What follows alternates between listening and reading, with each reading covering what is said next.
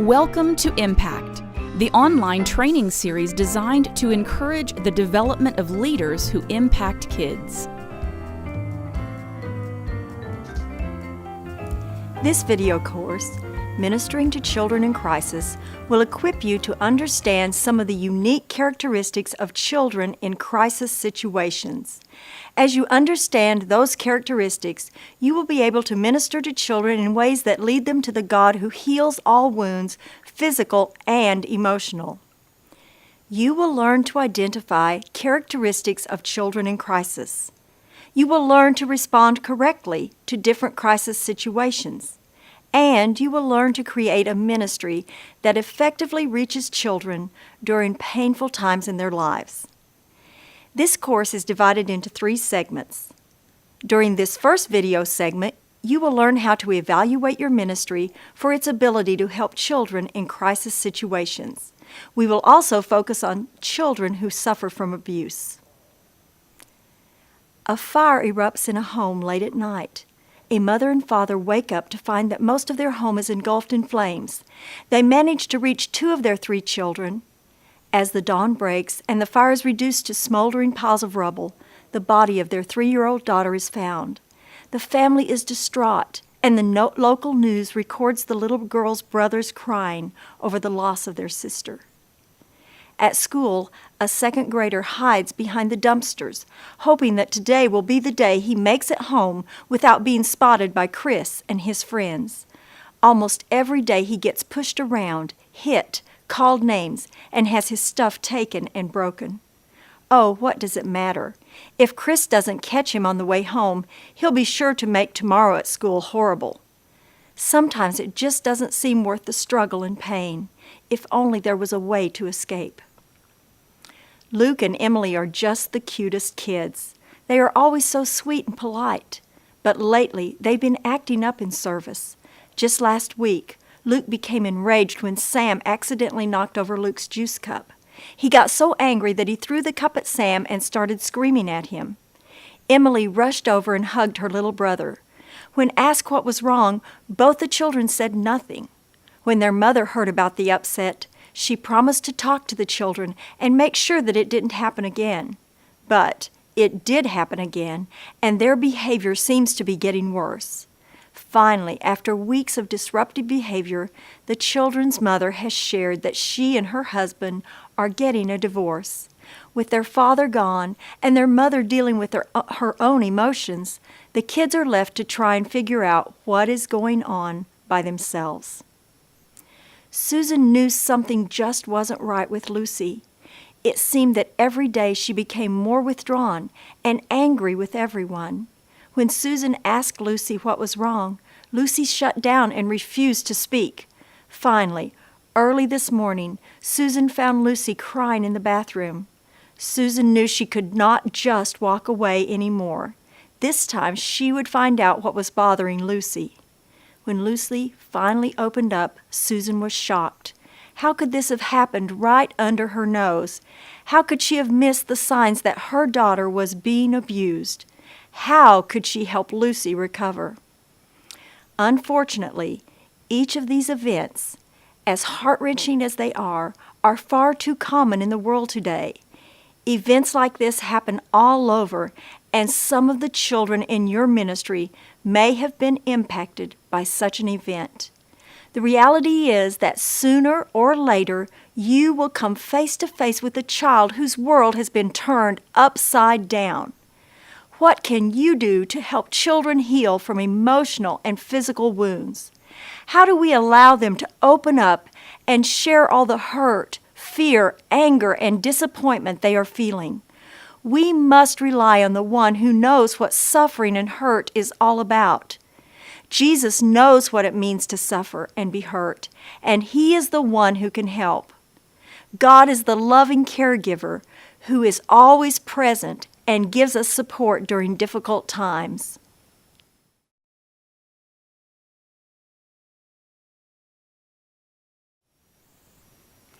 It is important to evaluate our ministries to determine if we are prepared to minister to children in crisis. To minister to them in these difficult times, we need to understand that children are not miniature adults. They express fear, sadness, grief, anxiety, and anger differently than adults do and must be helped through crisis at an age-appropriate level. Children are powerfully impacted by specific trauma to themselves or stress in their families.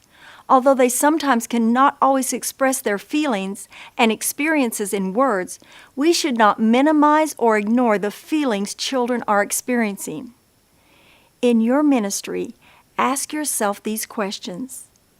Am I trained to identify symptoms and signs of abuse and traumatic events in the lives of children? Do I have a plan in place to report suspected signs of abuse to parents, pastors, and legal authorities? Does my local church have a support system in place to help the parents and children through these traumatic times? Am I prepared to help the families through the grief process with a biblical foundation? Do I have a plan to nurture and mentor the children who have experienced these traumatic times?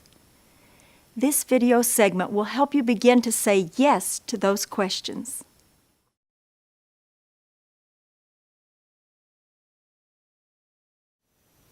Seeing a child experience abuse, neglect, violence, bullying, divorce, or the death of a loved one is not easy.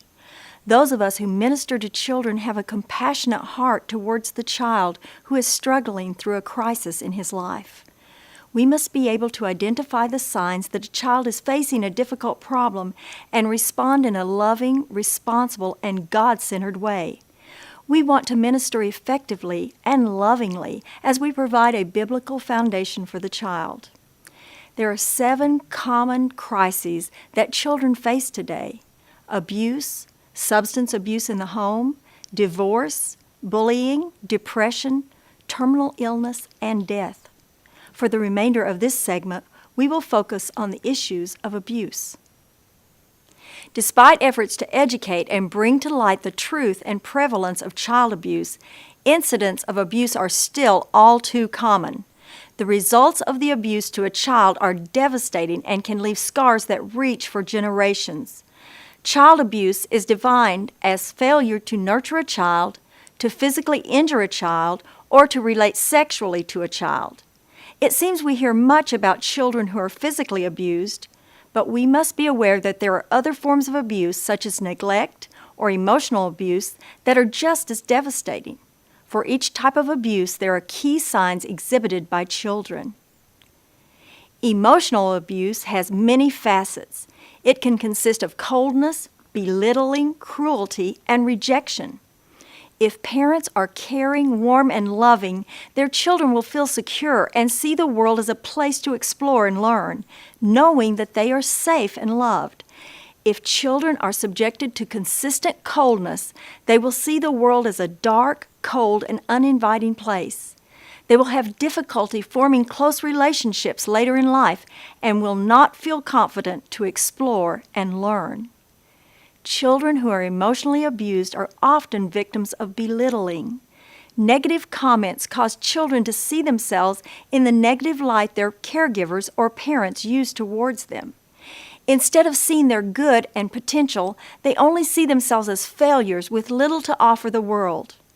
More severe than coldness, cruelty can cause the same results. When children experience cruelty from those who are supposed to love and care for them, the world stops making sense to them.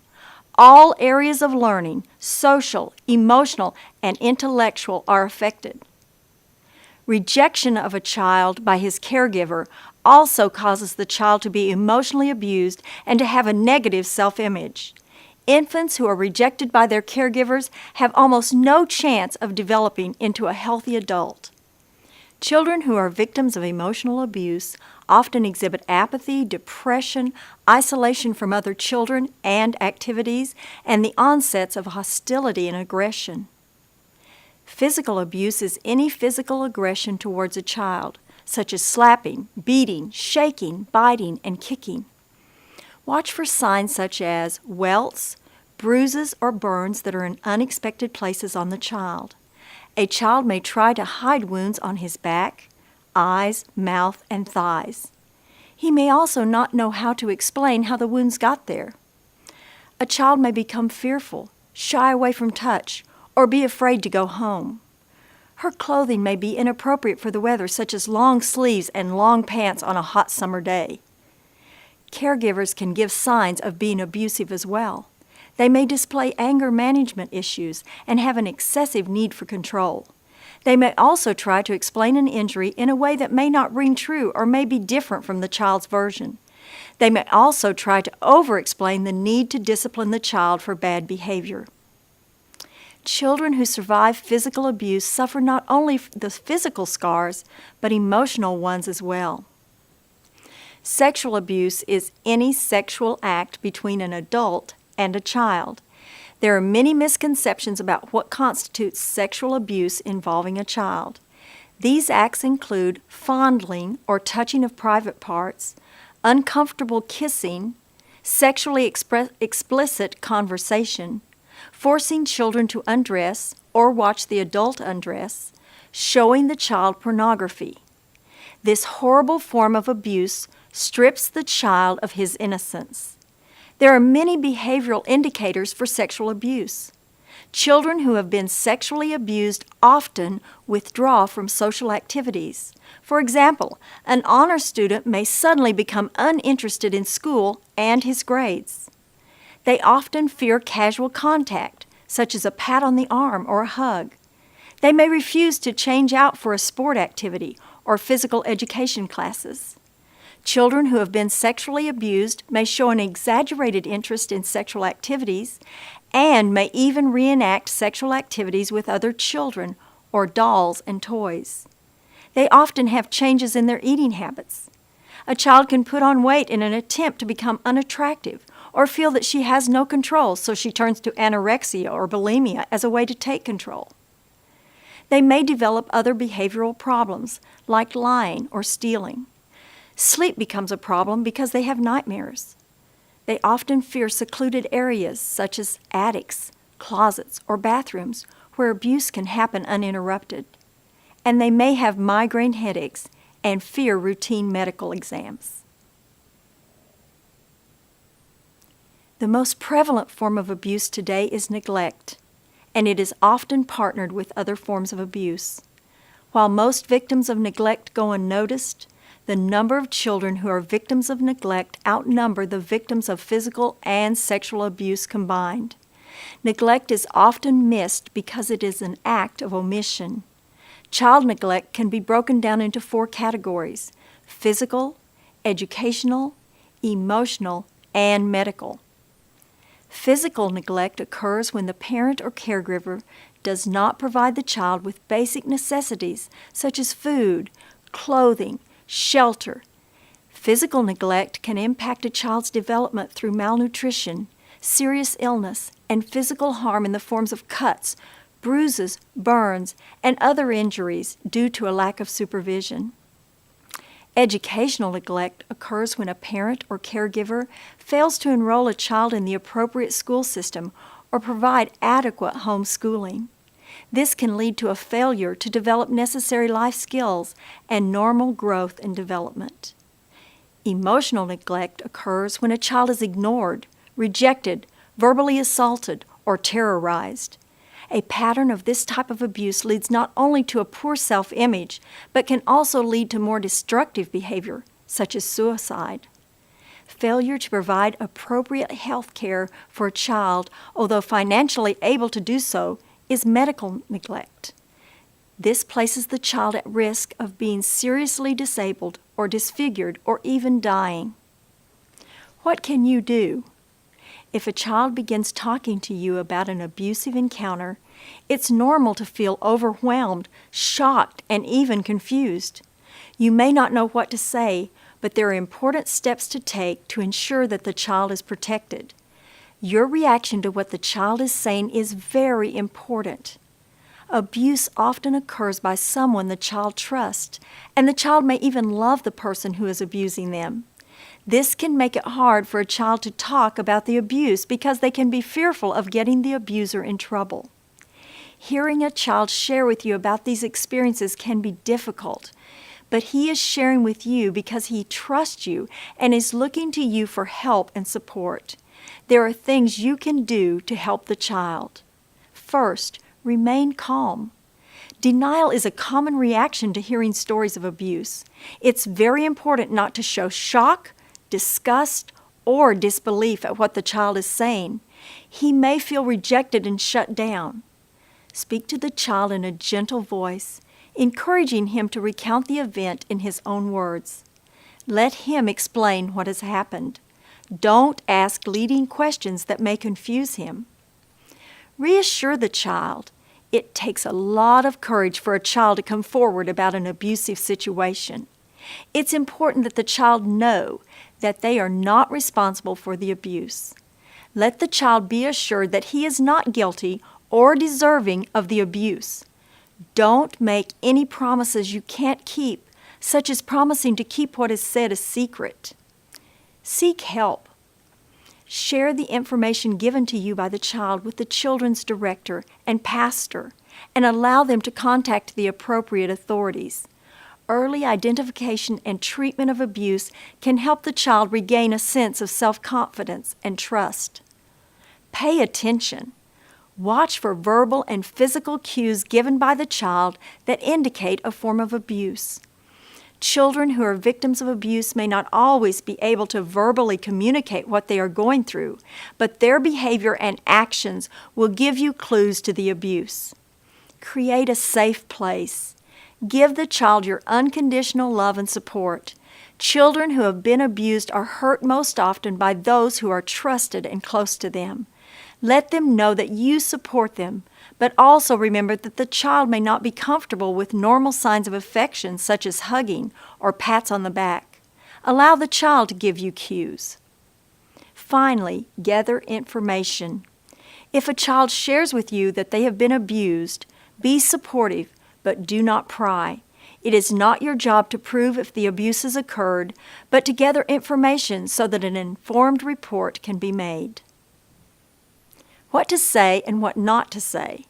A child who has come to you to share an abusive experience is looking to you for support and love. What you say and how you say things are very important. Avoid making statements like, "You shouldn't be angry with God." "Did someone ever touch you in a bad way?" "I promise not to tell anyone." "Why didn't you tell me sooner?" "Why did you let yourself be alone with that person?" Statements like these don't allow a child to share his anger, hurt, or frustration. They may lead him to say things that may not be truthful. They may place blame on the child and put you in a place to make promises you can't keep. They may bring shame to the child as well. Instead, say things like, "I'm sorry this happened to you. I believe you. It's not your fault. You can let God know that you are mad and hurt.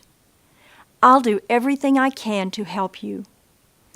These statements show the child that he has your support, acceptance, and love.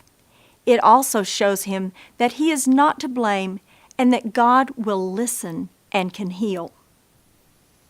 Another traumatic event that may occur in a child's life is substance abuse in the home. Substance abuse is not a matter of moral weakness or lack of willpower. It's a horrible cycle that causes changes to a person's brain. These changes cause an addictive behavior that creates stronger and stronger impulses to use more substances to keep the high. If substance abuse is left unchecked, it will continue to consume a person, destroy their family, and possibly end a life. Substance abuse is the repeated and excessive use of chemical substances to achieve a certain effect. Different drugs have different effects on a person and are not limited to illegal substances. Abuse can occur when the use of a prescription, alcohol, or street drug is used on a continual basis. This continual use creates an addiction that becomes so powerful it can disrupt work schedules, end relationships, and deteriorate the health of the user. When someone in the home is a victim of substance abuse, the effects ripple like the waves in a pool of water. The children who are in the home are at great risk, a higher risk of depression, anxiety, and suicide attempts. Being in the continued presence of a substance abuser, they are more likely to become desensitized to the effects of the addiction and become addicts themselves. The financial consequences can result in the loss of home, car, or other possessions. Children are more likely to suffer physical abuse or neglect when their parents are substance abusers. Although the effects of the abuse are obvious in the household of the abuser, the results extend far beyond those in the household. Extended family members, friends, co-workers, and fellow students can feel the effects of the abuse. Many times we only see children in our ministries for a couple of hours a week. In order for us to be able to help a child who is dealing with a family member who has an addiction, we have to know that there is a problem. Many of the children who only see us for a short time in the week may not be comfortable coming and sharing such private information. It's important we are able to recognize the signs that something may not be going well at home. Children have ways of showing that they are under stress and strain without even realizing it. Children who are living with someone who has an addiction may have sudden or noticeable changes in behavior, such as a decrease in attendance at services, withdrawal from social settings, emotional withdrawal, problems with their peers such as fighting and arguing. Children living with someone who has an addiction may have problems sleeping and exhibit confusion or regressive behavior such as thumb-sucking or lack of bladder control. They may begin arriving late for functions or church. The children look unkempt, clothes aren't kept clean, or clothing may be inappropriate. They have unexplained injuries such as bruises or burns. Children in this situation may have sicknesses that become frequent and are unexplainable, such as headaches and stomach aches. They often have knowledge of substances, how they are used, and their effects. They show fear of going home or of certain family members. They begin having problems with school. Their parents may show extreme lack of interest. They may miss appointments and functions, be hard to reach, or fail to pick up children from activities. Children may be adverse to having friends over to their home or going out in public with their parents. Listen to what the child's friends are saying. They may be giving hints that their friend isn't doing well. What can you do? When you know that a child is in this situation, there are things that you can do to help. Get informed. Do your homework and find out more about addictions, different treatments, counseling centers, recovery steps, and what happens if a relapse occurs. You need to be able to answer the questions a child will ask in terms they can understand, and that requires you to have an understanding of what the child and their family are going through or are about to go through. Be accessible to the child. Make an effort to spend more time with the child than what you see of them in church. Go to school functions, take them out for a fun day at the park, and pick them up for church or other outings. You may even give the child your phone number or email address. Your actions will show that you care far more than any words you may say. Let the child know that he is not to blame for the addiction or the results of the addiction. Children see their actions as the cause for others' actions. They may think if they had behaved better, gotten better grades, or not asked for a toy in the store, then maybe an adult's actions would be different. Try to reinforce to the child that each person is responsible for his own decisions. Encourage the child to have fun. Help the child make friends and become involved in activities that allow them to play. Through different clubs, sports, or church activities, the child will gain the chance to form new relationships and have opportunities to try new ventures and succeed. These opportunities can help build his self-esteem and possibly make him feel better about himself. Recognize in advance that there may be setbacks. Substance abuse is a difficult problem to manage. Relapses are a common occurrence and can be heartbreaking. A child will often feel that she is the cause for the relapse. Be quick to reassure the child once again that she is not the cause of the relapse, nor is there any special thing she can do to fix the situation. Help the child develop an emergency plan. If you know that a child in your ministry is in a home where substance abuse is going on, help him be prepared. Help the child learn the phone numbers of doctors, police, and the fire department. Encourage him to have a list of people to call for help. Include contact information of someone the child trusts from the church, like the pastor or a Sunday school teacher that the child feels comfortable calling. Be willing to provide a support system. If you have a family who is trying to get help with an addiction, find people in your church who are willing to help and be a blessing to this family. This can include help with child care for meetings, help with transportation to meetings, meal preparation, prayer, or just being someone they can call to talk through a problem. What to say or not to say. Many people don't know what to say or do when dealing with a person who has an addiction. Too many times people look the other way out of fear of being wrong or making the situation worse. But there are ways you can help. Through love and prayer, God will give you discernment on how to move forward.